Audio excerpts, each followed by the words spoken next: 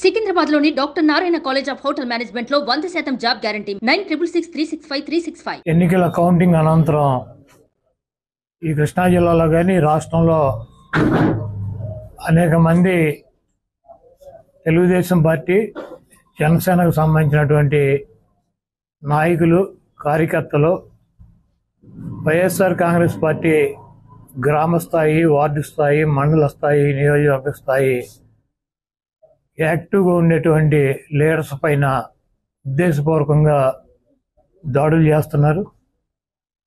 అదేవిధంగా వాళ్ళ ఇళ్ళకెళ్ళి ఇళ్ళు పగలు కొడతాం, కార్లు పగలు కొడతాం, అర్ధరాత్రులు వెళ్ళి వైఎస్ఆర్ కాంగ్రెస్ పార్టీ శ్రేణుల్ని భయపెట్టాలి, ఈ వైఎస్ఆర్ కాంగ్రెస్ పార్టీని డిస్టేజం చేయాలని చెప్పి పెద్ద ఎత్తున ప్రయత్నాలు చేస్తున్నారు.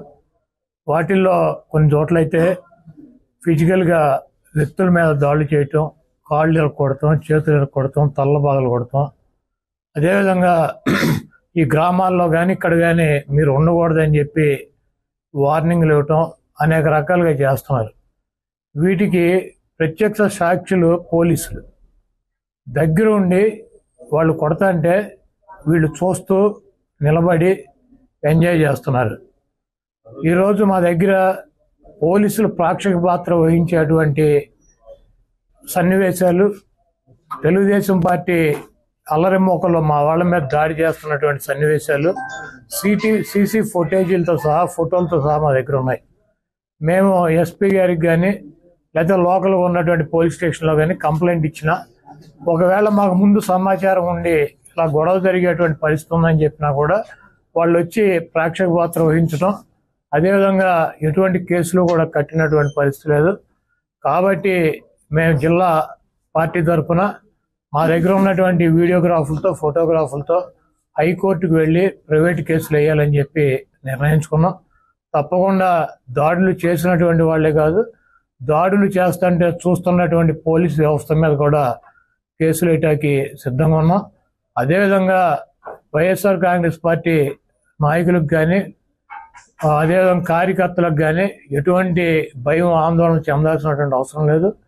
రేపు 2 రోజుల్లో జిల్లాలో ఉన్నటువంటి ముఖ్య నాయకులందరం కలిసి ప్రతి నియోజకవర్గానికి వెళ్ళి దాడులు చేసినటువంటి వాళ్ళు ఇళ్ళకెళ్ళి ధైర్యం చెప్పేటువంటి కార్యక్రమం చేస్తాం. దీనికి జగన్మోహన్ రెడ్డి గారు కూడా మీరు ఎట్టి పరిస్థితుల్లోనూ కార్యకర్తలు కానీ నాయకులను కానీ జరుగుతున్నటువంటి దాడుల్ని మీరు చూస్తూ ఊరుకోవద్దు, పార్టీ అంతా యాక్టివ్ అవ్వండి, అందరూ ఒక వేదిక మీదకి వచ్చి వాటిని తిప్పి కొట్టాల్సిన అవసరం మన మీద ఉందని చెప్పి ఆయన కూడా చెప్పారు. కాబట్టి పోలీసు వ్యవస్థ ఒక అసమర్థమైనటువంటి వ్యవస్థగా ప్రేక్షక పాత్ర వహిస్తున్నటువంటి ఈ పోలీసు వ్యవస్థకి మరి మా నుంచి ఈ తెలుగుదేశం పార్టీ గోండాల నుంచి మా పార్టీ నాయకుల్ని, కార్యకర్తల్ని కాపాడుకోవటానికి మేము కూడా 2 రోజుల్లో రోడ్డు మీదకి వచ్చి ఎక్కడైతే మా వాళ్ళ మీద దాడులు జరిగినాయి, ఎక్కడైతే మా వాళ్ళని ఇబ్బంది పెడుతున్నారో ఆ ప్రాంతానికి వెళ్తాం.